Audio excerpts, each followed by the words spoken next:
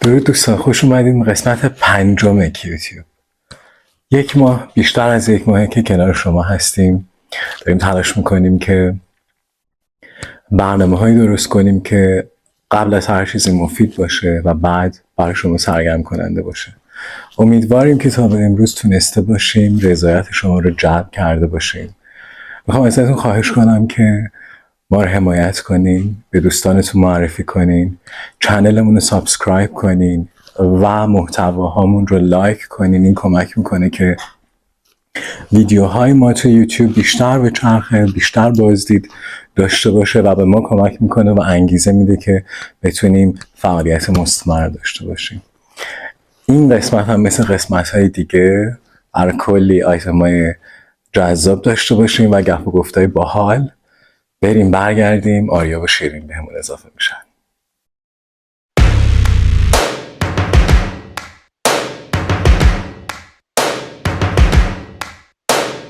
First things first, I'ma say all the words inside my head. I'm fired up and tired of the way that things have been. Oh, ooh, the way that things have been. Oh, ooh. Second, don't you tell me what you think that I can be. I'm the one at the sail, I'm the master of my sea. Oh, ooh, the master of my sea. Oh, ooh. I was broken from a young age, taking my soak into the masses, writing my poems for the few that look at me, took to me, shook at me, feeling me, singing from heartache, from the pain, taking my message from the veins, speaking my lesson from the brain, seeing the beauty through the... Hey, you made me a believer, believer. Hey, you break me down, you build me a believer, believer.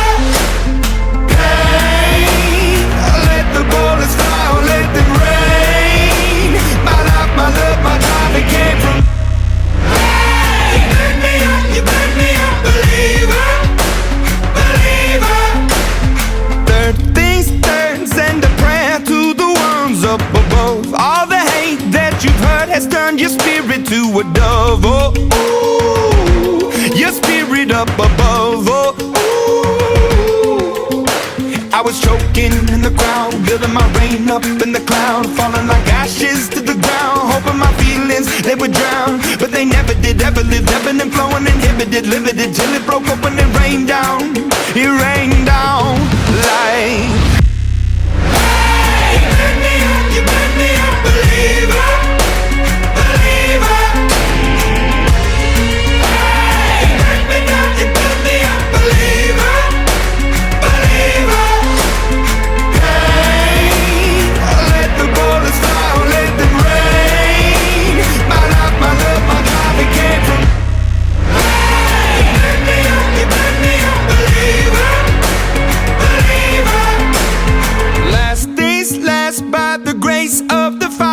And the flames, you're the face of the future, the blood in my veins, oh, ooh, the blood in my veins, oh, ooh.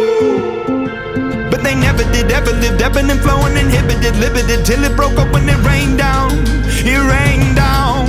like...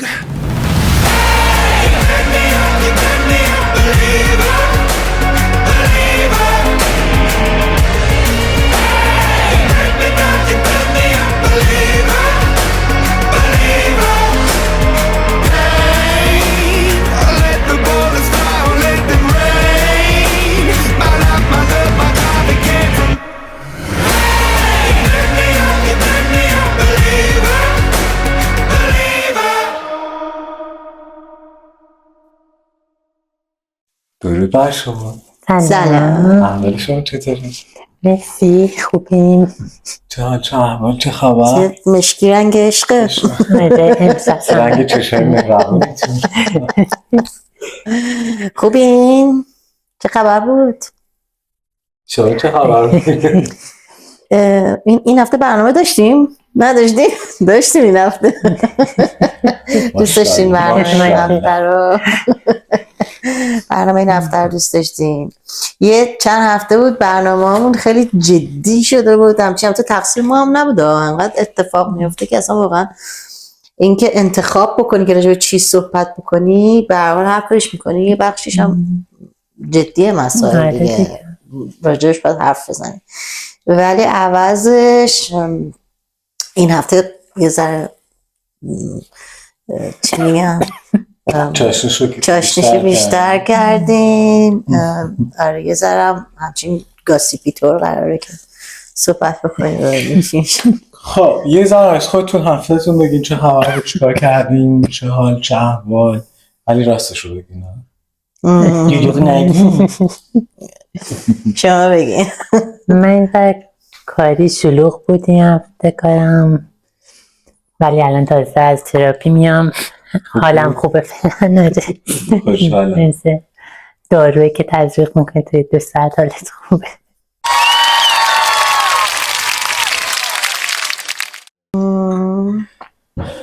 شما بگین. اینجا سوالا رو من میپرسم.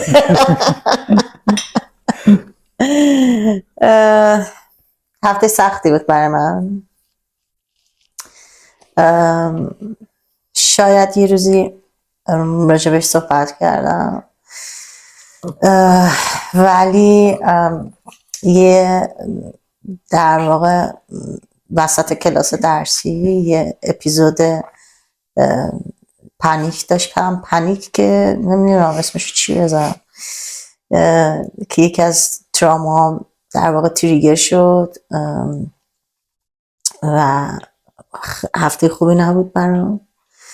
ولی همین که هستیم الان کنار شما حرف میزنیم با هم دیگه، خودش بر من انرژی بخشه. همین که کنار این خوشگلا میشینیم با هم دیگه اختلاط میکنیم در کنار شما، حالا بهتر میکنیم. آره خیلی متاسفم به واسه تجربه که داشتیم. ما اینجا تو خونه شاهد حال تو بودیم و خیلی واقعا برای من خیلی ناراحت کننده بود. خیلی متاسفم، امیدوارم که دیگه هرگز چیزی به این شدت تو رو اذیت نکنه و یا تروماهات رو زنده نکنه. اساسی ببینید خب بریم سر اصل مطلب. ماما جون اگه از لیستان داری من برسم برنامه رو اجرا کنم. برنامه ایشونه خوشگلم. اینقدر این هفته با ما مهربان بود بچه ها، یعنی قشنگ میگن حیوونا انرژی رو میگیرن، حس و حال رو متوجه میشن.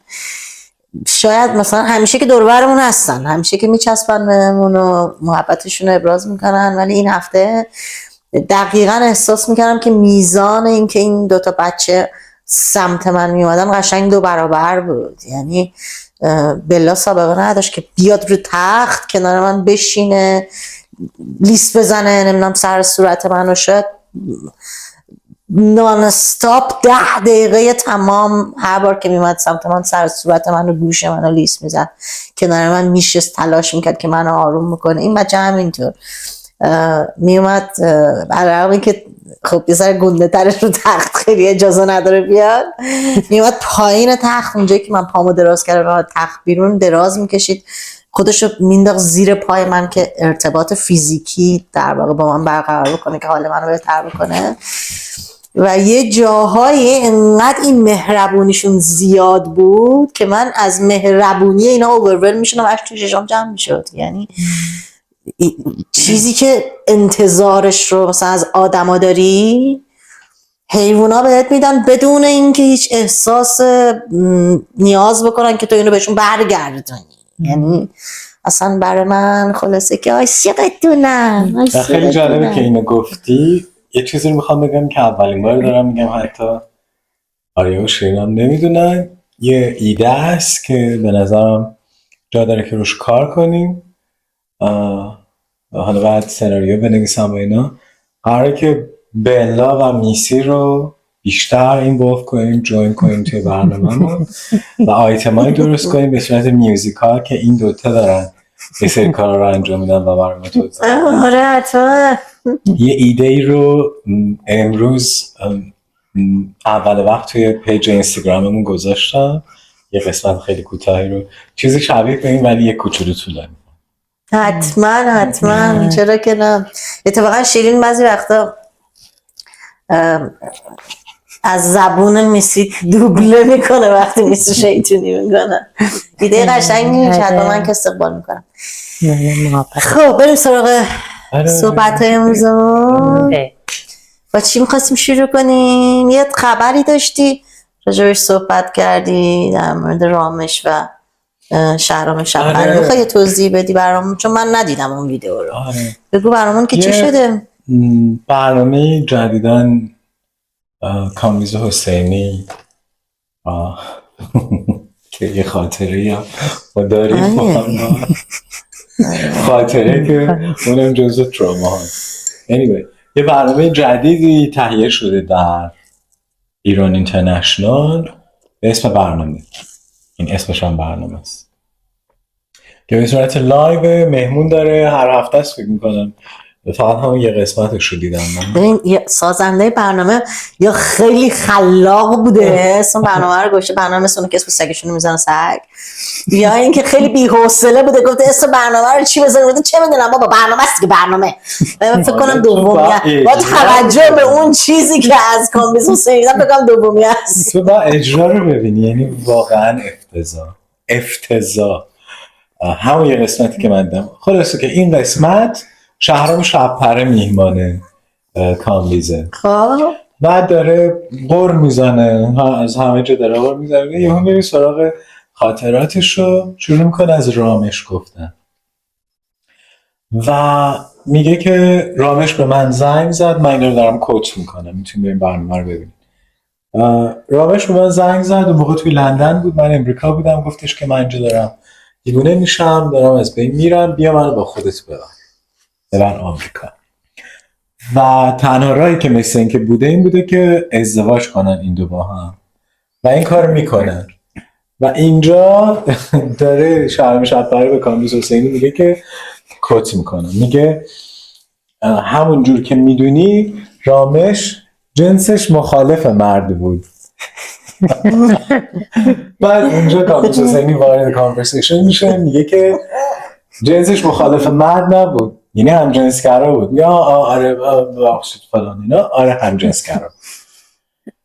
این اعتراف در حقیقت یا روایت، نمیدونم چی میشه اسمشو گذاشت، بعد از سالها دوباره این مسئله رو بود بیرون که رامش یک هنرمند همجنسگرا بوده.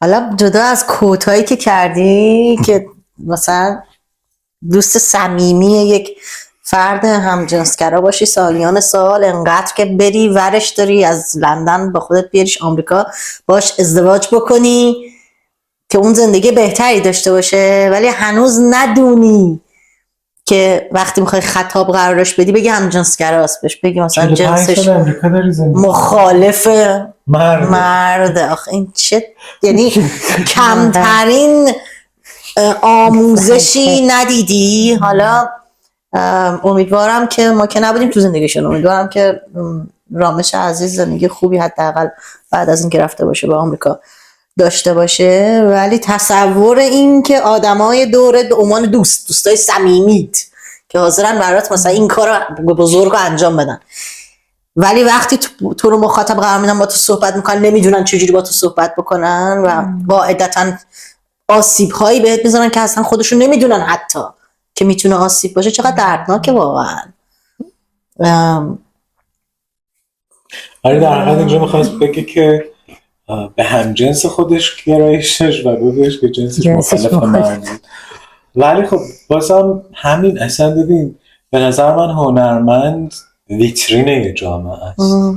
یعنی خیلی الگو میگیرن از هنرمندا در همه جای دنیا.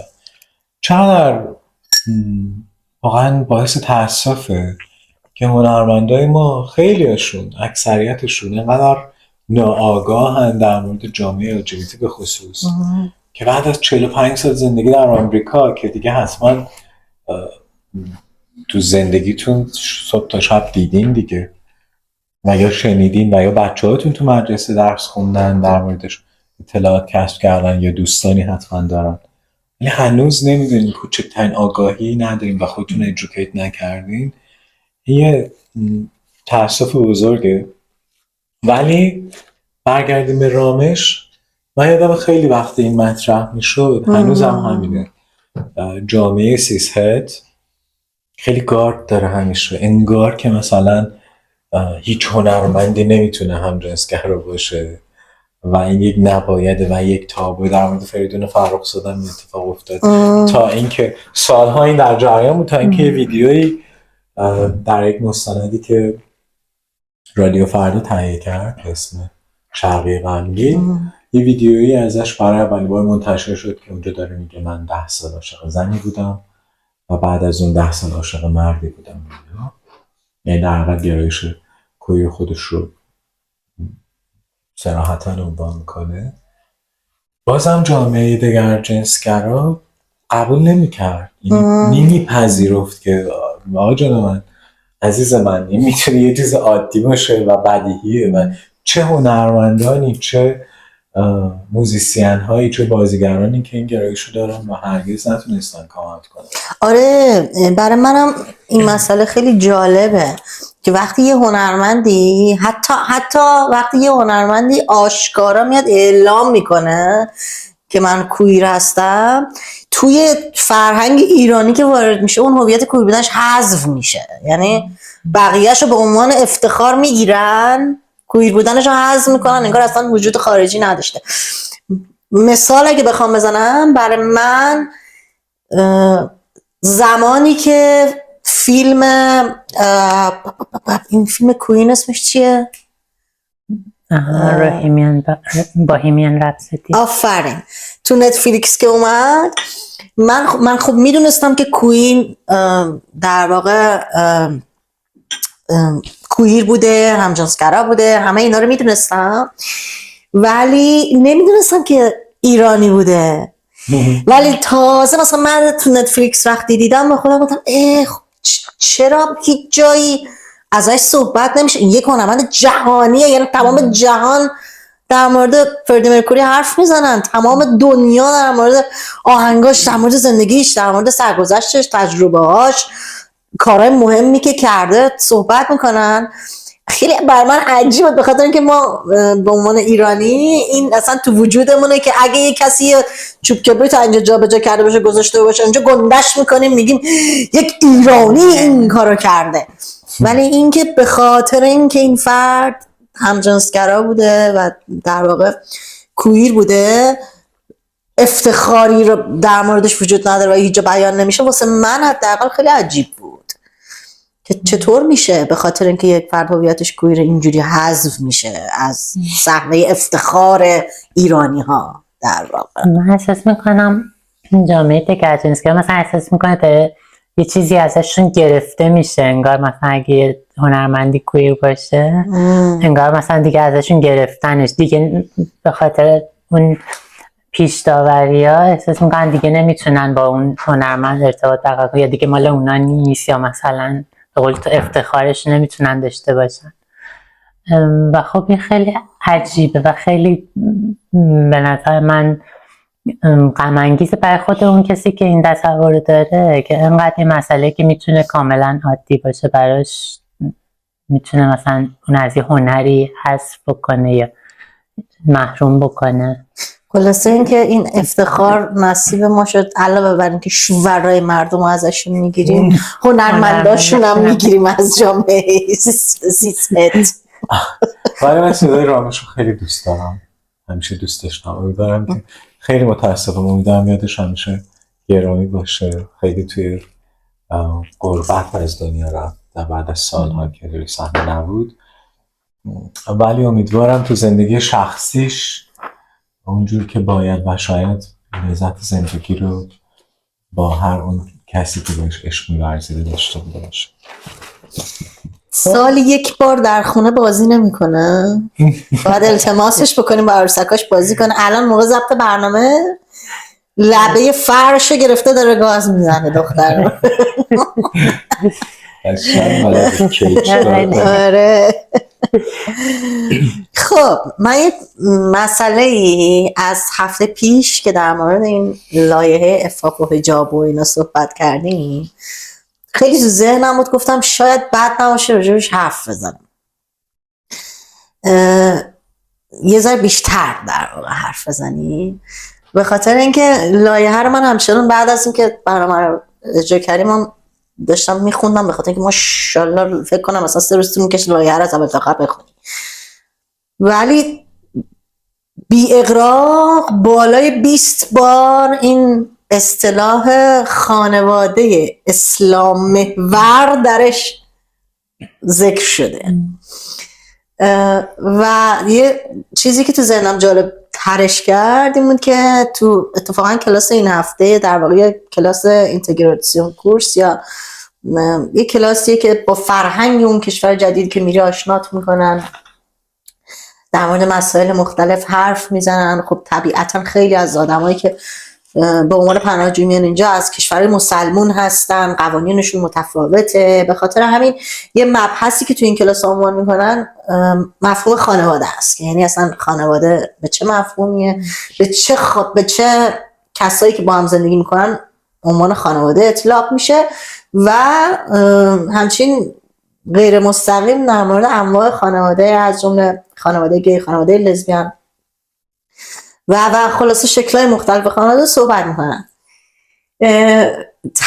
به خاطر همین تفاوت این دوتا آموزش خیلی تو ذهنم اومد که اینجا حتی غیر از این که تو مفهوم خانواده رو میبینی برای بچه هایی که مدرسه میرن مثلا در مورد این مسئله در موردشون صحبت میکنن، وقتی وارد کلاس در واقع فرهنگی هم میشی برای گرفتن سیتیزنشیپ در مورد این خانواده باید صحبت میکنن، یعنی تو باید اینا رو بپذیری وقتی وارد این جامعه میشی بدون که این قانونه. حتی راجع به قانونش صحبت میشه از چه تاریخی در نه تنها فقط آلمان که الان ما هستیم، تمام اتحادیه‌های اروپا کجا ازدواج همجنسگرایان قانونی نیست، کجا فقط سیویل پارتنرشیپ یعنی فقط به عنوان پارتنر میتونن با هم باشن، کجا میتونن فرزند خوندگی در واقع داشته باشن، همه اینا رو به یاد میدن. بعد اون وقت لایحه جامعه ایرانی در مورد خانواده اسلام محور صحبت میکنه و در واقع همجنس گرایی رو به عنوان نقطه متضاد اون خانواده و نابود کننده بنیان خانواده معرفی میکنه. میخواستم بپرسم که نظر شما در مورد این مسئله چیه؟ در مورد این خانواده اسلام محور و اصلا در مورد مفهوم خانواده، اصلا خودت خانواده رو چجوری تعریف میکنی؟ شما خانواده رو چجوری تعریف میکنی؟ برای من تو بی آنست مفهوم خانواده به خاطر حالا تجربیاتی که از زندگیم دارم کلا یه مفهومیه که با سرکوب اون تعریف خانواده سنتی با سرکوب همراهه. یعنی برای خیلی از افراد به خصوص جامعه LGBT، حالا خیلی از افراد جامعه سیست هم حتی خانواده اولین جاییه که توش سرکوب رو تجربه میکنن، اولین جاییه که شاید یه سری آرزوهاشون کشته میشه، یه سری بهش یاد میدن که حق ندارین خود واقعیتون رو زندگی کنین و برای همین برای من خیلی هست، یعنی اون مفهوم سنتی خانواده هیچ ارزشی نداره و یه چیزیه که به نظر من باید شکسته بشه، نه تقدسش باید شکسته بشه، نه اینکه آدم رو با هم زندگی نکنن خانواده تشکیل ندن، هر کی دوست داره خانواده، ولی اون تقدس خانواده به عنوان یک هسته‌ای که بهش تعلق داری و مردی که اون بالا میشینه، منظورت اینه یعنی خانواده سنتی، مردی که بالا میشینه همه قدرت دستشه، بعد مادر که مثلا باید هر چی که میگه سرت بنز پایین بگی چشم به این 2 نفر، بعد اگر نباشن برادر بزرگتر همینجوری بیاد پایین تر. در منظورت این دقیقاً تصویره. چی رو خانواده میدونی پس؟ اگه اینا خانواده هر چند نفری که کنار هم خوشن، خوب زندگی میکنن، هوای هم دیگر دارن، همین. حالا میتونه کامیونیتی باشه، میتونه 2 تا پارتنر باشه، میتونه ما و سگمون باشیم، میتونه هر کسی که به عنوان یک جامعه خیلی کوچیک کنار هم زندگی میکنن و از اون به اصطلاح توش آزادی ازشون گرفته نمیشه و اون حس حمایت رو از اون جمع دریافت میکنن. شما چی خوشگل؟ برای من گفتی جامعه اسلام، خانواده اسلام محور. من هنوز نتونستم درک کنم راستش این مسئله رو. یعنی اسلام و جامعه کویر و این تقابل ریشه‌دار و عمیقش من نتونستم درک کنم. بسیاری افراد کویر هستن که گرایش اسلامی دارن، مسلمونن و توی تمام زندگیشون این ریشه دوونده و خیلی اوکی دارن باهاش زندگی میکنن، ولی به نظرم این سانتیمنتالایز کردن ستم بر کویره، به خصوص در دین اسلام، چون میبینیم که بیرون از اون خانواده‌ای که برای خودشون تشکیل دادن کسی پذیرای اونها نیست. کسایی که همفکرای خودشونن، یعنی از نظر دینی و مذهبی افراد مسلمون معتقدی هستن که تمام زندگیشون بر اساس آموزه های اسلام تعریف شده، اینا رو نمیپذیرن. یه ویدیویی پریروز وایرال شده بود از یک زن مسلمان و یک کویر که از موومنت کویر فور پالستاین رفته بود توی یک دمونستریشن تظاهرات شرکت کرده و اون زن مسلمان داشت بهش شاوت میکنه اینجوری با انگشت که تو ولکام نیستی اینجا، نباید بیای و ما اینجا تو رو نمیخوایم. و اونم داشت از خودش دفاع میکرد. در حقیقت برای من خیلی منو به فکر فرو برد که خب چقدر این حقیقیه. یعنی که تو یک گی یا یک لزبیان یا یک فرد ترنس یا یک نان باینری یا هر کدوم از این چتر متکثر LGBT هستی و مسلمانی، چقدر این حقیقیه، چقدر تو اون بیرون ولکامی جزوی از خودشون هستی. برای من قابل درک نیست. یعنی نمیرم میدونی کوئسچن کنم پلیس این افراد بشم که چرا شما اینجورین، وای نه این حماقت یا هر چیزی. نه به هیچ عنوان، این انتخابشونه و من حداقل اگر احترام هم نذارم سکوت میکنم و رد میشم، چیزی نمیگم. چون میدونی اگه بخوام به این احترام بذارم به خودم احترام نذاشتم و بی احترامی کردم به تمام تجربه زیستم و تمام خشونتی که تجربه کردم. بی احترامیه، یک ظلم مضاعفی است بر خودم. برای همین نمیتونم انقدر میدونی گوگلی مگولی باشم که بگم من به این احترام میذارم. نه، ولی سکوت میکنم و رد میشم. اینو حداقل یاد گرفتم. برای همین نمیتونم درک کنم. نه، برای من خانواده همونجور که شیرین گفت جایی معنی است که تو احساس آرامش و مهمتر از همه احساس امنیت کنی، که بازم به نظر من خانواده هیچ ربطی به ریلیشن بیولوژیکی نداره. خانواده رو تو میتونی انتخاب کنی. آره، اتفاقا مفهوم خانواده انتخابی chosen family یا second family، خانواده دوم، مفهوم متاسفانه شاید بگم یه مفهوم خیلی رایجه بین بچه‌های کویر. هم متاسفانه هم خوشبختانه به خاطر اینکه بالاخره یه شبکه حمایتی دیگه، یعنی یه خانواده دومی رو خودت انتخاب میکنی و ازت حمایت میکنی، از همدیگه حمایت میکنین، unconditionally همدیگه رو دوست دارید بدون پیش شرط که اگر من قرار دوستت داشته باشم مثلا دیگه گی نباش، یه ذره زنونگیتو کم کن، یه ذره نمیدونم ایو خواهر نباش. ببخشید من این کلمه رو استفاده میکنم ولی اینا اصطلاحایی که گفته میشه تو خانواده ها به بچه ها. سعی کن کمتر زنونه رفتار بکنی، یا سعی کن که لباس بپوشی، دامن بپوشی اگه میخوای که من دوستت داشته باشم و موارد شبیه به این. اینا پیش شرط دیگه، یعنی اگه میخوای من دوست داشته باشم این کارا رو باید بکنی. ولی به نظر منم خانواده واقعی خانواده‌ای که بدون هیچ پیش شرطی بچه‌ش رو دوست داشته باشه، خواهرش و برادرش رو دوست داشته باشه. برای منم این خانواده اسلام محور، حداقل اونجوری که جمهوری اسلامی داره روش مانور میده و تلاش میکنه که نشونش بده به دنیا که ایران خانواده اسلام محور داره، شکلش هم البته در حال حاضر فعلا شکلش حتی با اسلامی که در قرآن و اینام هست هم متفاوته، یعنی هیچ شباهتی به اون خانواده در واقع پیامبر اسلام فلان فلان فلان هم که نداره. یه چیز من در آوردی، یک آش شلم شوربایی که اسمشو گذاشته خانواده اسلام محور.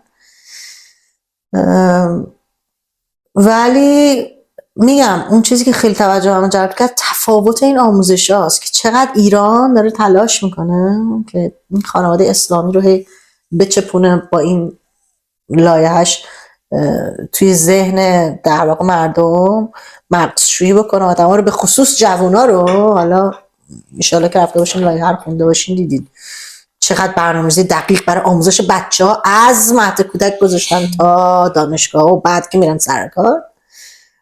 و تفاوتی که با جوامع اروپایی وجود داره تو آموزش این خانواده اولیه که چه کسی اصلا بهش خانواده اطلاق میشه. ولی حالا جالبه که از همون درسه که به اون یاد دادنم اینم بگم، نکته که برای خود من جالب بود اینه که هنوز میاد درسی که از 27 کشوری که عضو اتحادیه اروپا هستن 11 کشور همچنان باورشون بر اینه که همجنسگراها نباید با هم ازدواج بکنن، ولی برای اینکه حقوق بشرشون رو نقض نکرده باشن پارتنر، سیویل پارتنر بهشون اطلاق میشن. یعنی میتونن که برن و به شهرداری اعلام بکنن که ما داریم با هم زندگی میکنیم. من یاد چیز میندازه همخونه. How dare you. چی فکر کردیش خودتون؟ واقعا شما فکر کردین کی هستین که باید تعیین تکلیف کنین برای جامعه؟ واقعا خیلی رنج غیر قابل توصیفیه که تو باید در تحت لوای قوانینی زندگی کنی که دگرجنسگراها اونها رو تدوین کردن برای تو و اینجوری که خب همینی که هست. برای همینی میگم این یه ماهی که به ما دادن میگن بریم واسه خودتون بود توش رنگی باشین، خوش بگذرونین، همه جا رو تزیین کنین، ولی اون 11 ماه دیگه با ما کار نداشته باشین. اونم باز توکنایز کردن جامعه کویر، یعنی استفاده ابزاری از ما برای اینکه خودشون رو روشن فکر رو پیش رو جلوه بدن. هیچ ربطی به اینکه حقوق ما رو به رسمیت بشناسن نداره. آره اتفاقا تو اون یک ماه تمام این شرکت های بزرگ مثل نمیدونم نایک، نیوا، نمیدونم آدیداس فلان فلان فلان محصولات رنگین کمونی میدن بیرون، نمیدونم پرچم رنگین کمان میذارن جلوی ساختموناشون. همون یک ماه بعد ماشیناشو رینبو میکنه. دیدی ماشینایی که توی مپ اوبر، اپ اوبر که مثل اسنپ شما ماشینا رو رینبو میکنه توی مپ. آره بعد حالا باز مثلا اوبر و اینا من میگم خب اوکی، مثلا اونه که یه نمادی میذارن میگم اوکی دارن جشن میگم، ولی محصول مثلا نیوا کرم میزنه در کرمش پرچم مثلا 6 رنگ مثلا اینجوری. آره لیمیتد ادیشن مثلا فلان. این که واسه دل من و شما که این کارو نمیکنه که این کارو میکنه بخاطر اینکه مسئول فروش بیشتری داشته باشه، پول بیشتری بره تو جیبش. اگه مثلا کرم اینقدریشو به حالت نرمال میخریم مثلا 2 یورو، اونی که روش پرچم رنگین کمان گذاشته اون مثلا 3 یورو و نیمه، بعد اضافه تر هم پول بدی اونو بگیری. ادیشن محدود، تولید محدود، کلی پشت سرش ولی من از یه زاویه مثبت هم به این ماجرا نگاه میکنم. اونم اینه که نشون این شاید حداقل یه نشونی باشه از تغییر مثبت توی جامعه، توی آدمای جامعه. یعنی اون کمپانی مجبور شده بیاد برای اینکه فروشش حفظ بشه، برای اینکه جایگاه داشته باشه، بیاد مثلا اون کرم رنگی رنگی رو درست بکنه. و برای من یعنی یه وجه مثبتش، تنها وجه مثبتش که من میتونم ببینم اینه که یعنی این تقاضا وجود داره از سمت جامعه و این یه ارزش برای جامعه. وقتی اونو میبینه به برند تو بیشتر اعتماد میکنه. این برای من فقط این وجهش، نه از جهت اون برند که داره این کار میکنه، ولی از جهت جامعه که این تقاضا رو داشته که اون برند به خاطر اینکه پول بیشتری در بیاره این کرم رنگی رنگی هم تولید کرده. اجازه بده من باهاش مخالف باشم. من برم بچه یه کاری پیش اومده. برای اینکه احساس میکنم چیزی که تو میگی رو درک میکنم، ولی به نظر من دلیلش ترند فورکاستینگ، یعنی بحث بالا آوردن سلیقه جامعه بر اساس چیزی که ترنده، چیزی که ترند واقعا به فارسی نمیدونم چی میشه، موده. برای همین این از باور قلبی و درونی آدم ها کاسته میکنه. یعنی اینکه تو کویر رو صرفاً به یک ظاهر رینبو تقلیل میدی و خلاصش میکنی و دیگه اصلا هویت جنسیتی و گرایش جنسی و جنسیت و تمام این بحثا رو اصلا بهش ورود نمیکنی، خودتو ادوکییت نمیکنی. فقط اینجوری که اوکی مثلا این کلاس داره من برم سمت این، در صورتی که اینجوری نیست. یعنی چیزی که تو باهاش داری بیزنس میکنی زندگی و تجربه زیسته منه.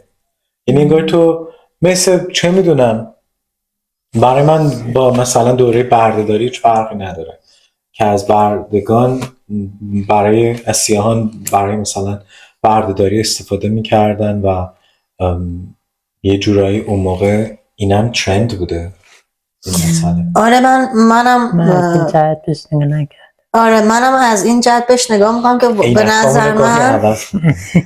نظر من صرفاً یه دیدگاه کاپیتالیستیه، یه دیدگاه سرمایه داریه. یعنی هیچ ربطی به این نداره که بخوان کنار ما وایستن و چی میگن مجبور بشن که از علامت رینبو استفاده بکنن. نه، هیچ اجباری نداره. اون بازار مثلا نیوا بازار خودشو داره، آدیداس نمیدونم نایک بازار خودشون دارن، ولی اون چیزی که باعث میشه این کار رو انجام بدن اولا پوله، دوما اینی که همونی که برایان گفت، یعنی در واقع میرن سمت مود و خودشون رو علای نشون میدن، حامی خودشون رو نشون میدن و پول در میارن ازش.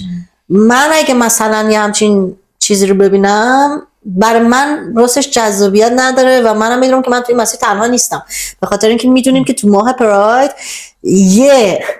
حداقل تو برلین برگزار میشه که اصلا ممنوع حضور شرکت ها، یعنی هیچ شرکتی حق ورود به اون پراید رو نداره، فقط مردم هستن که بچهای کویر هستن که واردش میشن و متحدانشون، به خاطر اینکه اعتراض دارن به این روند. یعنی اصلا اجازه نمیدن که هیچ شرکتی واردش بشه. ضمن این که خیلیشون حتی به حضور پلیس با لباس پلیس. آره حالا به اونش بعداً میرسیم. ولی به غیر از این یه جورایی من اگه بخوام نگاه کنم ببینم که یه سازمانی واقعاً طرفدار ما هست یا نه و به هدف حمایت از جامعه کویر داره این کار انجام میده، نگاه میکنم ببینم اوکی محصولات رنگین کمانی میزنه دستش درد نکنه، فروشش هم حالا مثلا به جای 2 یورو 3.5، خب ما دلمون میخواد میخریم، چند درصد از این فروش محصولات رنگین کمانیشو داره اهدا میکنه به یه خیریه‌ای که مربوط به بچهای ترنسه، مربوط به بچهای همجنسگرا است، مربوط به بچهای کویر بی خانمانه. چند درصد؟ اصلا چرا صندوق جهانی کویر وجود نداره که همینا بره تو اون صندوق آره. و برای جامعه کویر استفاده بشه تو کشورهای مختلف؟ یا اصلا اینم نمیخواد انجام بده، در اساسنامه‌اش در قانون نوشته شده شرکتش آیا در مورد جامعه کویر صحبت کرده؟ آیا گفته حق و حقوقشون رو ما به رسمیت میشناسیم؟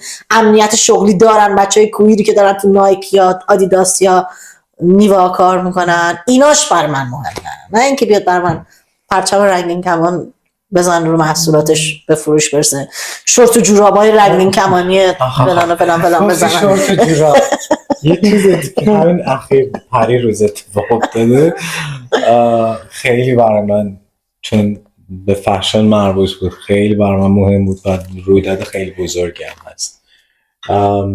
حتما رویداد بزرگ مربوط به شورت و جوراب. دقیقاً حتما همتون یا حداقل اکثریتتون برند ویکتوریا سیکرت رو میشناسین. یه برند خیلی قدرتمند توی زمینه لباس زیر، بیکینی، نمیدونم لباس ساحل، همه اینها. دیروز یا پریروز بعد از 5 سال دوباره برگشت به عرصه مد.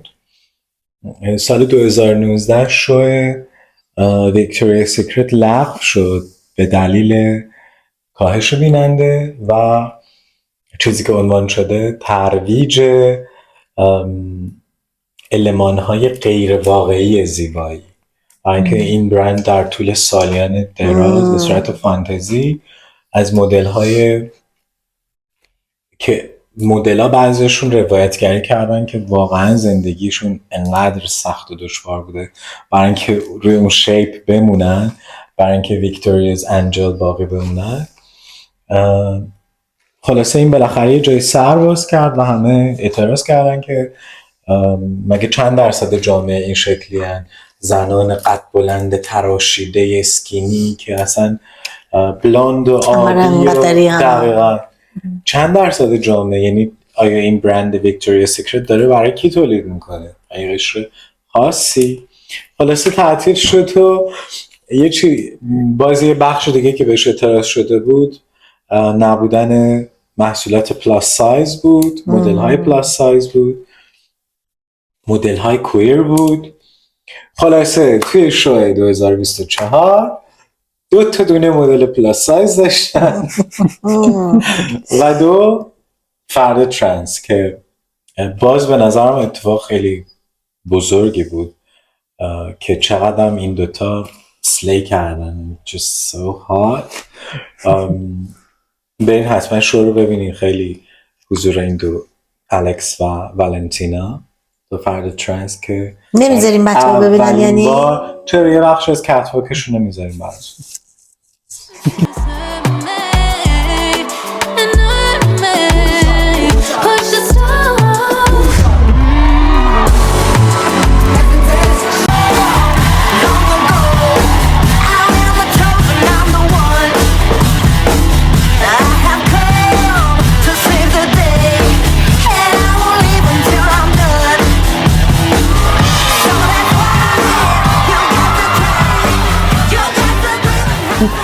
که برای اولین بار در تاریخ ویکتوریا سیکرت روی صحنه فشن شو ویکتوریا سیکرت از جامعه کویر 2 مدل حضور داشتن.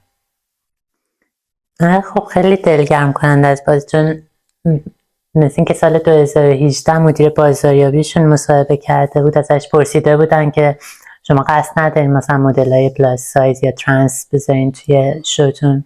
گفته بود نه، ما داریم یه فانتزی رو میفروشیم که توش نمیگنجه ترنس و پلاس سایز.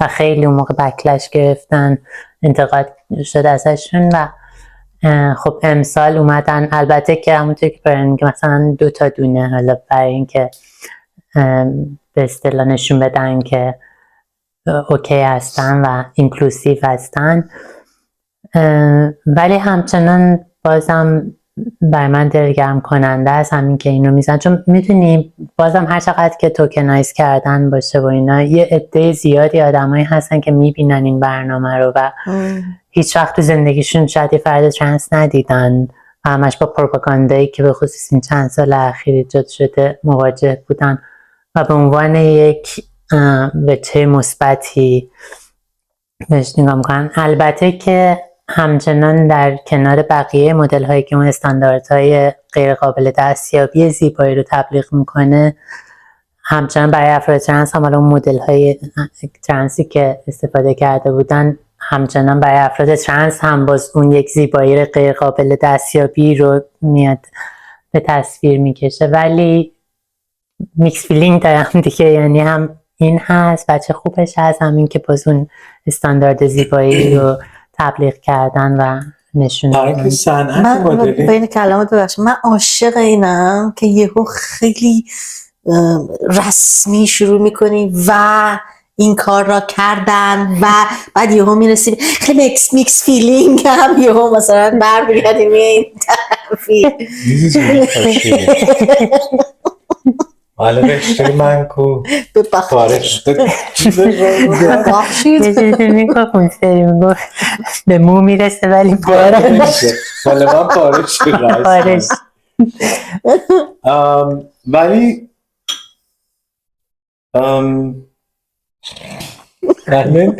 چی داشتم بگفتم؟ تاشه داشتی چیزی که من گفتم میکس ولی فیلینگ صنعت مدلینگ اساسا هنوز خیلی لک داره، خیلی دوچار ضعف تو این زمینه که خب تمام بدنها رو به رسمیت نمیشناسه. یه سری المان‌های واقعا کم، یعنی اونو در اقلیتن تو جوامع نرمال که مثلا بدنهاشون داره این ویژگی‌ها باشه. حتی ادریانا لیما که یکی از معروفترین مدل‌های ویکتوریا سیکرته که معروف به کوین آف ویکتوریا سیکرت که همیشه اوپنینگ شوهای ویکتوریا سیکرت رو انجام میده، 2023 کلی وایرال شد به خاطر اینکه شدیداً اضافه وزن گرفته بود، یه دفعه کوپلی شده بود و همه اینجوری بودن که وای این چرا این شکلی شده و اینا. حتی تو شو ویکتوریا سیکرت هم هست و شما این تغییر رو میبینین، بدن متفاوت با اون چیزی که سالهای پیش در این برنامه شرکت میکرد. این نشون میده که خب بدن انسان همیشه در حال تغییره و این یه چیز نرماله. این چیزی نیستش که تو به عنوان یک ارزش یا ضد ارزش ازش استفاده کنی و اون فرد رو حذف کنی. کمان که تو جامعه کویر هم خیلی رخ میده. یه سری کاتگوریا وجود داره برای بچهای کویر که به اسم تایپ که من هیچ اعتقادی بهش ندارم. بسیاری از آدم‌ها به خاطر اینکه توی اون چارچوب نمی گنجن حذف میشن از جامعه، از دایره اطرافیان و دوستان حذف میشن، دوچار انزوا میشن، دوچار افسردگی میشن، متاسفانه دست به خودکشی میزنن و خیلی از این چیزا. به نظر من خیلی مهمه که ما هر فردی رو با هر ویژگی که داره به رسمیت بشناسیم و از این فانتزیایی که مدیا به خورد ما میده خیلی هم نزدیکش نشه، میزان ازش فاصله بگیریم. آره راجبش صحبت کردیم، من این ذهنم اصلا یهو رفت برای اینکه بر من صنعت مد خودم رو هیچ جایش نمیبینم. فکر کنم راجبش با هم خیلی صحبت کردیم. خودم مثلا وقتی میرم تو فروشگاه که اصلا، یعنی من وقتی وارد میشم هیچ لباسی نمیبینم که بگم اوکی من از این لباس خوشم میاد، این لباس مورد علاقه منه، به خاطر اینکه همش یا پرفکتلی زنونه است یا پرفکتلی مردونه.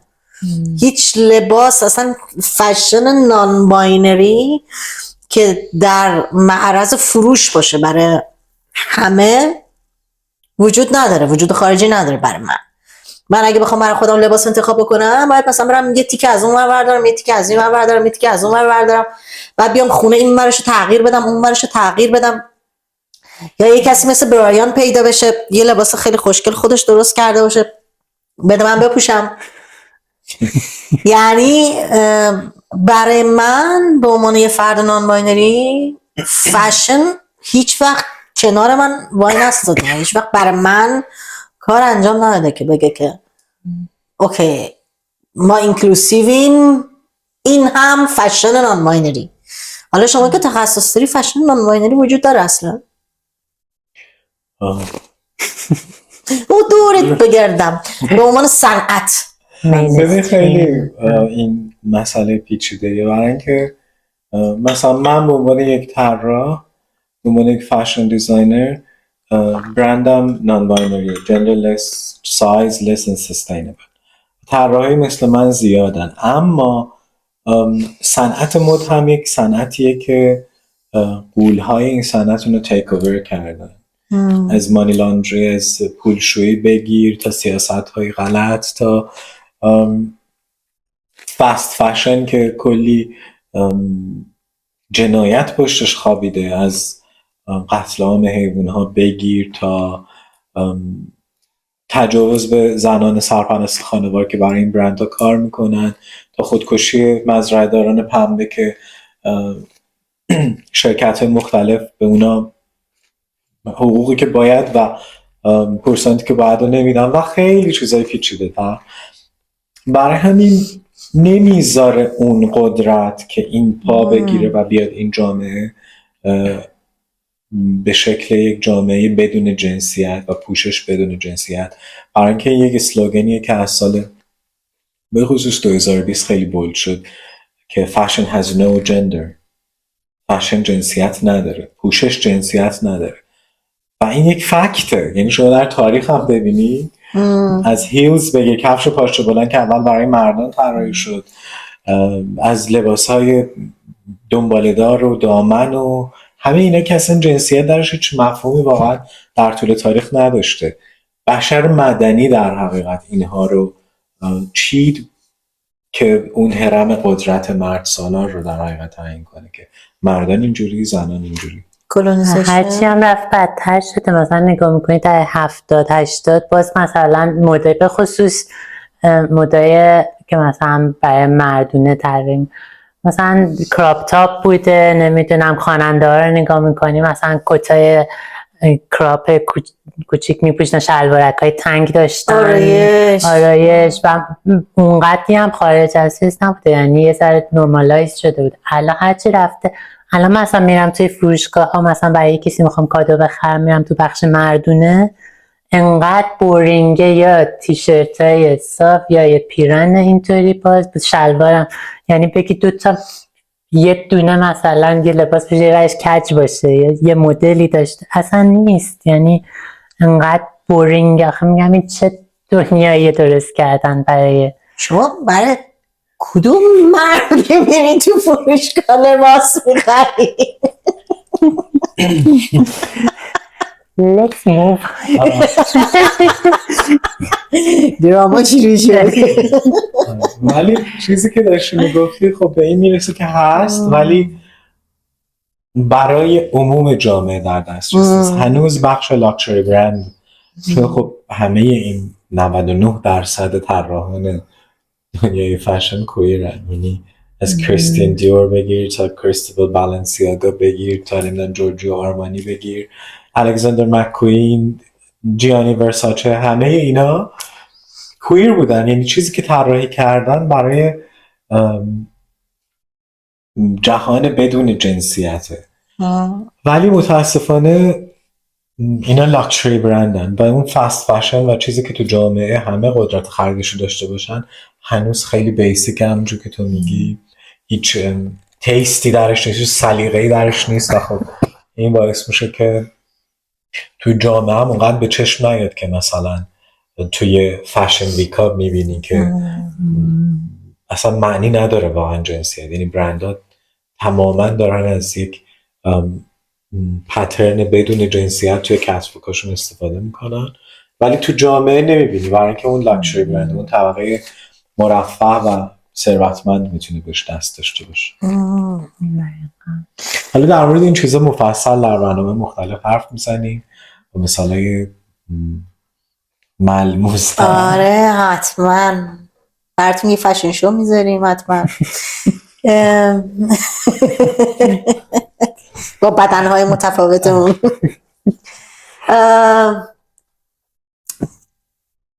اوکی.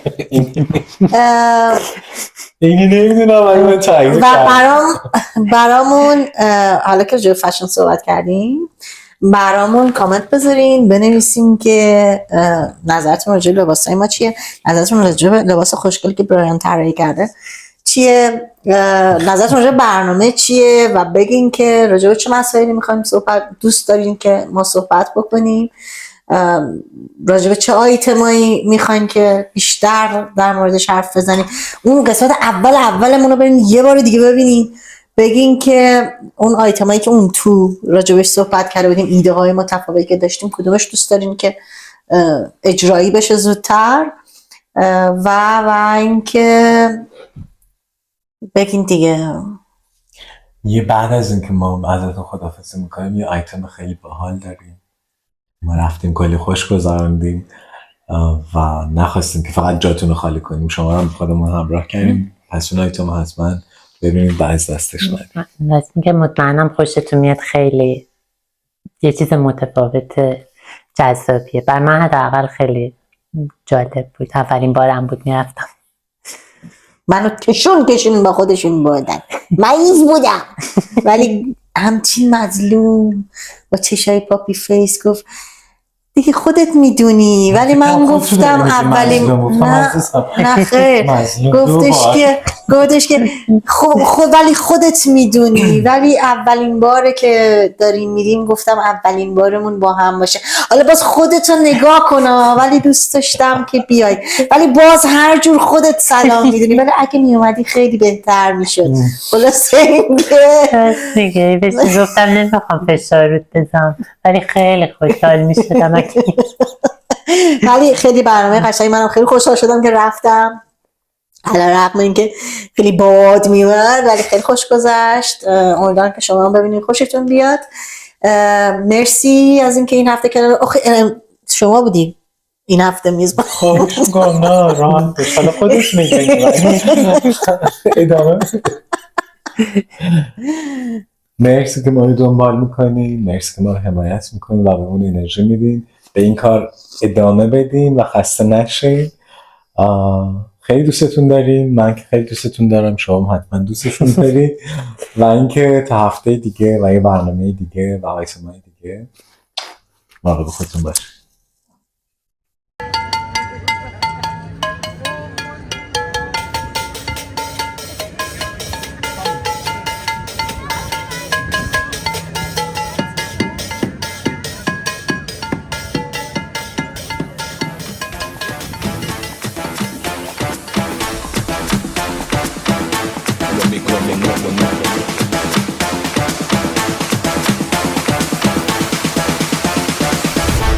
Los micrófonos.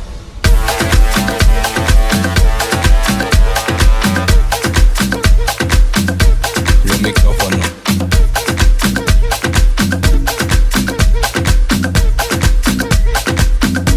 Los micrófonos.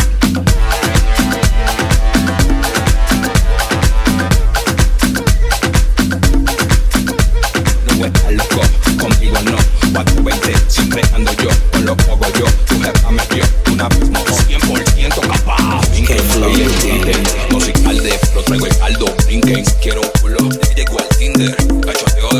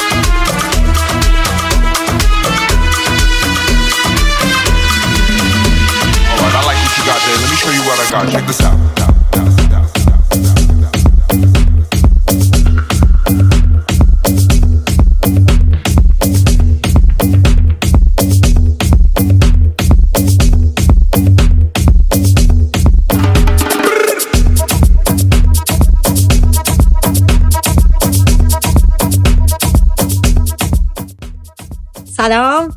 امشب اومدیم ستایی فستیوال نور هر ساله تو برلین تو فصل پاییز برگزار میشه از سپتامبر تا آخر اکتبر، وسط اکتبر. امسال 20مین سالیه که داره برگزار میشه، یعنی از سال 2005 شروع شده. توی 35 تا ساختمان تاریخی در برلین این تصاویری که داریم میبینیم پخش میشه از 74 تا آرتیست مختلف در سراسر دنیا. مدت هر اثری هم تقریبا 1 ربع روی لوپ تکرار میشه. یه جمعیت زیادی میاد با این میسته و یه عالمه موزیک پخش میشه، ارکستر کنارش برگزار میکنن، برقرار میکنن و همه با هم دیگه. اینم خوشگل خانوم، اون خوشگلی هم که پشت دوربین داره فیلم میگیره دیگه، همیشه زحمتای فیلم برداری همش با خودشه دیگه. Let go.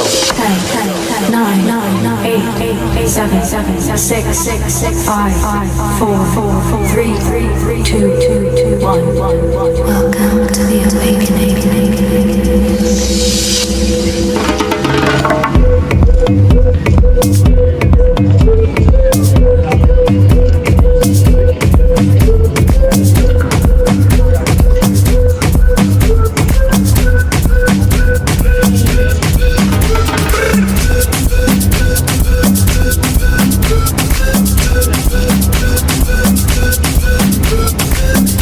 Check my mic. Okay. Check it out. You ever have one of those days when nothing seems to go right? I mean, you get up in the morning at what you think is the crack of dawn, only to realize that your alarm clock didn't go off for the 3rd time this week. And now you're 2 hours late to work. You say to yourself, uh-oh, here we go again.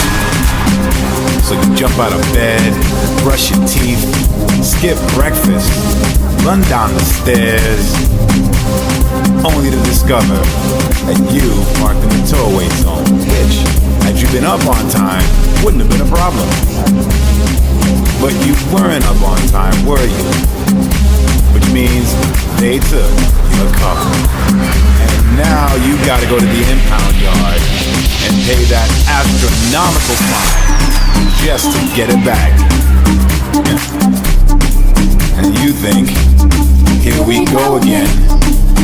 Of course, now you're 3 hours late to work. And when you finally get there, your boss just looks at you and says, there you go again. Don't even bother to explain yourself, because I don't want to hear it. Just get your shit and go.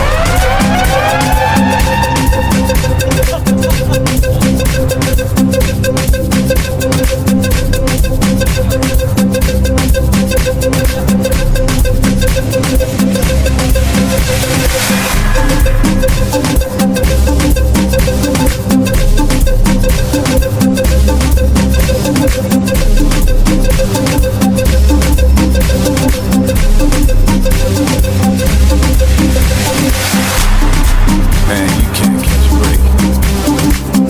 Like me.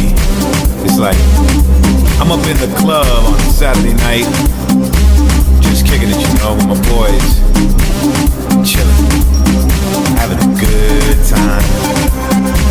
DJ throws on my favorite song. I'm dancing with this sexy ass lady, and in walks my girlfriend. She takes one look at the situation, comes directly up to me, and proceeds to trip. Oh man. Go up, down, turn around, baby, here we go again. We go left, right, and do it all night, baby, here we go again. We go up,